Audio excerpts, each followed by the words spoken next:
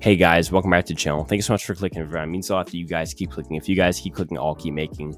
And we had another great episode from Survivor 42, a season that for me is already seeming better than 41 right now, with better characters, camp life, and casting. And as always, we're going to recap this whole episode, and I'll tell you what I think about it. And but if you're not already subbed, I hope you're subbed by the time that you click off this video, or else I'm hunting down your entire family and selling them on the dark web for some Amazon gift cards. Okay, so a big thing in this episode that we've been asking for a while is more camp life. This episode opens up with 7 different camp life scenes in a row, really giving off that old Survivor vibe, which to me is so refreshing. So in the first season, we get when Ika comes back from tribal on night 3, and Tori gets a confessional where she talks about the difficulty of the game without food and certain supplies from past seasons. And it doesn't really add anything of importance, but it does show us how hard the game is, specifically for someone who's on the bottom like Tori. We then get a scene where we have the whole tribe on Vati eating fish and really enjoying this, as this is the first protein that they've had in 5 days. But the kicker is that while everyone's digging in, Hai is sitting off to the side, not because he isn't starving, because he definitely is, but because he's vegan. And we see him talk about why his lifestyle is important to him, his vegan lifestyle. But then he points out that he needs real food in his body rather than coconuts and fruits for 26 days. And to have a chance in this game, he must eat some sort of protein or like animal byproduct like eggs. And he actually breaks down and has to get like awkward hugs from Daniel and Chanel. It's pretty cringy. But eventually we see him eat the fish in guilt, saying that he hopes for forgiveness after the game for his non-vegan diet choices within the game. We then move over to the Taku tribe, where we see a whole 5-minute scene showing how much Marianne is really getting on people's nerves. And if you're not already watching the season, I would highly suggest going to CBS.com, clicking on episode 2, don't worry, it's free, and then skipping to the 4 minutes and 45 seconds time stamp to see what I mean by annoying. Because as anyone who watched this episode knows, there's nothing that I can say to describe this level of annoyance. It's really, really bad, and quite frankly, you almost have to see it to understand just how bad it is.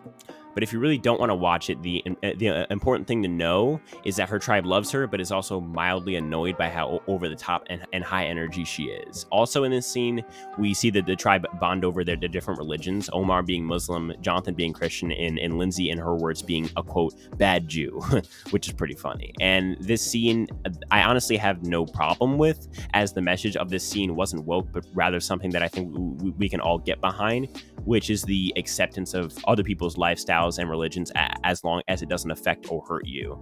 We then go back to Ika for our first strategy-focused scene, and we see confessionals from players saying that their goal is to make Tori feel comfortable and then blindside her if they go to tribal again. But the kicker is that we see Drea pull Tori and Swati into a convo and very aggressively offer an all-girls alliance to the 2 women.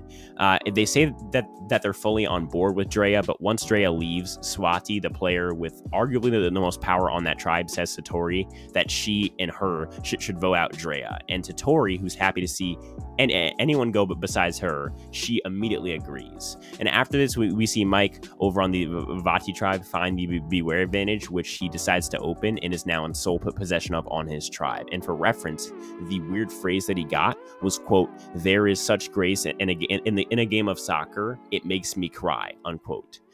We then get a scene with the Taku tribe showing the alliances on this tribe. So first we see that Jonathan and Lindsay are close, as they're just simply very similar people who are both very muscular, which is no surprise. And this caused a very tight bond between them. And from a secret scene, it looks like Lindsay may have a teeny tiny crush on Jonathan, but who knows? But to me, what is more surprising is the bromance between Jonathan and Omar, which is seated in the fact that they complement each other as very different people.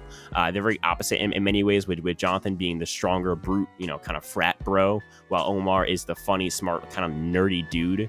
And this is definitely looking like a great setup for Jonathan, having 2 solid number ones and in a decent relationship with Marianne as well, basically being number ones with 3 people on his tribe. And lastly, we get a hilarious scene where Mike first first tells his number one ally and Jenny about the idol and its rules, and then goes and tells Daniel the exact same thing. But when Mike takes Daniel aside to show him the idol, Mike forgets which tree he buried it at and proceeds to dig up at least a dozen more trees that he finds that look similar, and sighs when relief when he finally finds it again, as Daniel's roasting him in the background for his, quote, terrible gameplay.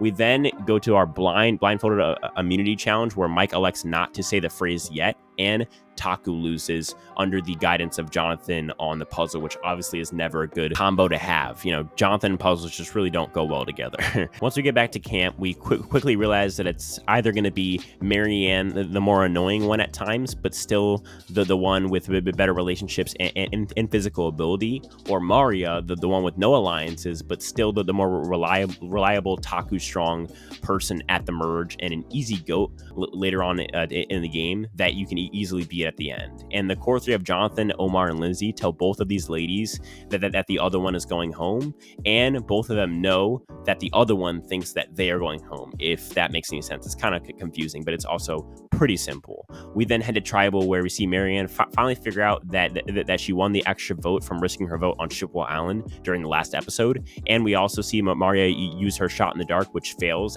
as the votes end up unanimously against her, and we see that she made the right move, but she wasn't lucky enough to pull it off, being the second person voted out and the third boot of this season.